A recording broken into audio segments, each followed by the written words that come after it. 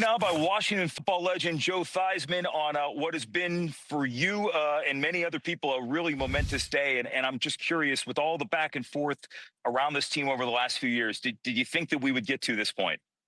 I really didn't know, Jim, to be honest with you. I mean, there were so many different types of discussions in different states and different places: Washington, Maryland, Virginia, pieces of property in Virginia. We know it's in Maryland now. Was it going to be in D.C.? You know, what had to happen for it to be in D.C. was more than just a simple, okay, let's put it there. There was, governmental issues that had to be dealt with. But I'm excited about it. It sort of brings everything full circle for this football team. Exciting year this past year, and I think it's going to be an exciting future. And it just, for us that have lived and died in that stadium or broken bones in that stadium, it has a big part in our lives. One of the things that came out today, and you were part of the video, the big announcement today, early on, people woke up and you may have been the first voice they heard telling them about what the big announcement was going to be. There was a lot of talk about the spiritual home, bring this franchise back here. When the team moved out to Landover in the mid-90s, did it feel like the team lost some of that spirit, I guess? It did. And so many of us, and really they've been downtown they are in Washington for so long. I think it's almost like it was going to somebody else's house.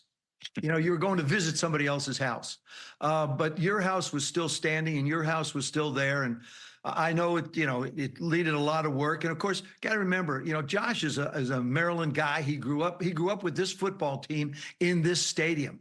So I think it isn't just something for us as players or for the fans of this football franchise, but ownership has a very, very sentimental attachment to this as well. And so we talk about full cycles. This is one for him as well.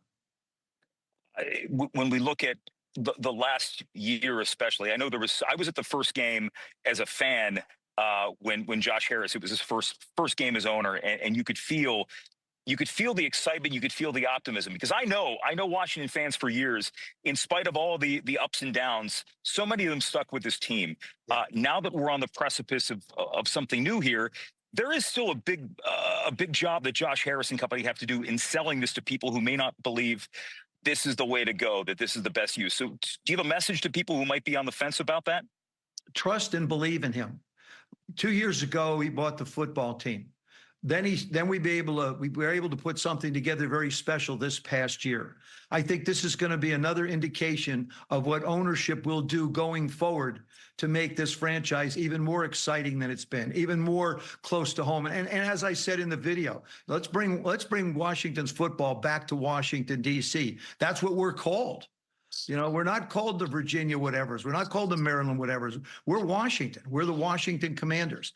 And I think that you just have to continue to believe, because the steps that the ownership is taking going forward have been monumental in changing the face of this franchise. And not only uniting those, you got to remember, Jim, it's been decades since a lot of these people have ever seen anybody win. And so all of a sudden now the winning is back, and I believe it will continue. And then now we have possibly a new home coming up, which everybody's going to be very excited and interesting to see. But it does, it's where we were. I remember the stands shaking, just standing on the field in the NFC Championship game against the Cowboys, and the ground beneath my feet shook. As I talk to you now, I get goosebumps about that moment because it was so special. And hopefully there'll be a lot more special moments like that going forward.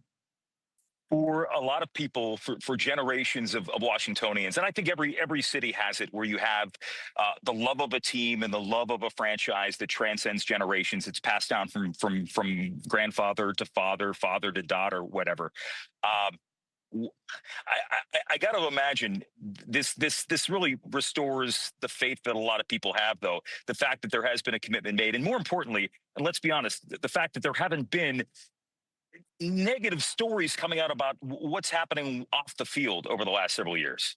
No, it isn't. I think everything around this franchise has been very positive, and I think it's great for everyone. And you talk about the generations there's been generations that have not had a chance to enjoy what we did as players and as fans. But The young ones now had a taste of victory. And those of us that had a chance to play on those football teams and be able to play in front of what I think is the greatest fan base in the world, to be able to be there and see them come back and get excited. I can't tell you, Jim, as much as I travel around the city and I talk to people, and there was all the comments about, well, where do you think the stadium's going to be? What do you think they're going to do? Gosh, I hope it's down where RFK was. I hope it's back down. You know, I hope it's RFK that they go out and refurbish it, which would have been impossible. But anyway, to refurbish it in some way, shape, or form. But there were a lot of people that were, I think, hopeful that it would be where it's going to be. Joe Theismann, thank you so much for joining us. And again, I know you were a big part of today, so it means a lot for us and for all of our fans watching. Thanks again. Thank you very much. Take care, Jim.